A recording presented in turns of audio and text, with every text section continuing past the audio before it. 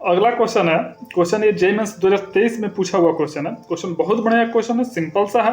देखते हैं क्वेश्चन कर रहा है, a block of mass 5 kg is placed at rest on A rough surface. ठीक है, सिंपल सा है कि एक जो ब्लॉक है जिसका कि मास दिया गया 5 kg। ठीक है, ये ब्लॉक हो गया हमारा, इसमें हम लिख लेते हैं 5 kg जैसे जैसे क्वेश्चन में कह रहा है, और इसको हम रफ टेबल पे रख दिए। Very good. इसके बाद कह रहा है, now if a force of 30 newton is applied in the direction parallel to the surface of table, मतलब इस डायरेक्शन में 30 न्यूटन का हमने फोर्स लगाया। तो कह रहा है, the block slide through a distance of 50 metre in interval of time 10 second, मतलब कि ये 50 मीटर गया, जहां टाइम लिया ये 10 सेकेंड। क्लियर, 10 सेकेंड में ये 50 मीटर गया है।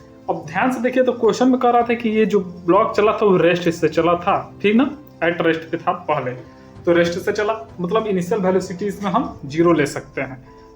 ठीक है, u 0 है हमारा। अब देखिए, इसमें हम इक्वेशन ऑफ मोशन अगर अप्लाई करें तो यहाँ से हमको एक्सीलरेशन हमको निकालना है बेसिकली, तो एक्सीलरेशन हम निकाल लेते हैं पहले।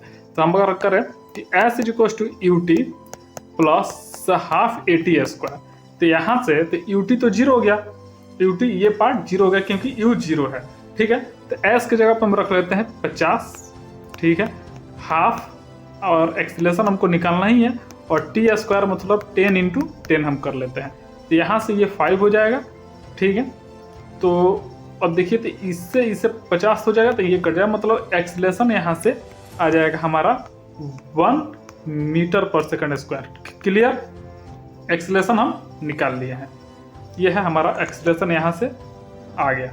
अब हमको करना क्या है, देखिए, अब इसको हम साइड कर लेते हैं, यहाँ रख लेते हैं, और आगे की बात करते हैं। ठीक ना, तो एक्सीलरेशन हमारा आ गया 1 मीटर पर सेकंड स्क्वायर। क्लियर, अब है कि कोफिशिएंट ऑफ काइनेटिक फ्रिक्शन निकालना है। तो जो ये एक्सीलरेशन आया वो कहाँ से आया, मतलब कहने का कि जो फोर्स लग रहा था इसी की वजह से एक्सीलरेशन आया था।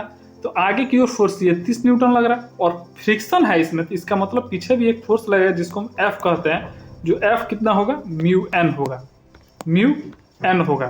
ठीक ना, फोर्स कितना होगा, μn होगा। क्लियर, और μn कितना होता है, तो म्यू ले लेंगे, और n कितना होगा, mg होगा, तो μn ये हमारा फोर्स होगा, फ्रिक्शन फोर्स। ठीक है, और आगे की ओर फोर्स लग रहा है 30 न्यूटन, तो हम इसको लिख सकते हैं कैसे कि 30 minus F is equal to ma। Clear, 30 minus F is equal to ma। इसमें क्या है, तो पीछे की ओर फ्रिक्शन हमारा F है, इसी को हम लिखें तो 30 माइनस μn, μn मतलब mg, यहाँ पे हम m रख लेते हैं कितना 5, और g कितना हो गया 10 इज इक्वल टू ma।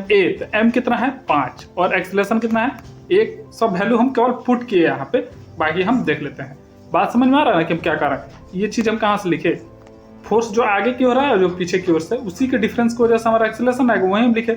आगे की ओर फर्स्ट 30 न्यूटन, पीछे friction F is equal to ma, यही हम चीज लिखे हुए हैं। ठीक ना, इसी का वैल्यू हमें आप पुट किए हैं। तो आगे देखिए क्या बनता है, तो 30 माइनस का जो भी है यहाँ पे कितना है 50 म्यू, और यहाँ पे है 5। ठीक ना, तो ये हो जाएगा 25 डिवाइड बाई 50, ये हो गया म्यू। तो म्यू आ गया हमारा कितना 0.5, यहाँ से म्यू कितना आ गया 0.5। ठीक है, ये ऑप्शन में हमारा कहाँ है, तो ऑप्शन नंबर सी।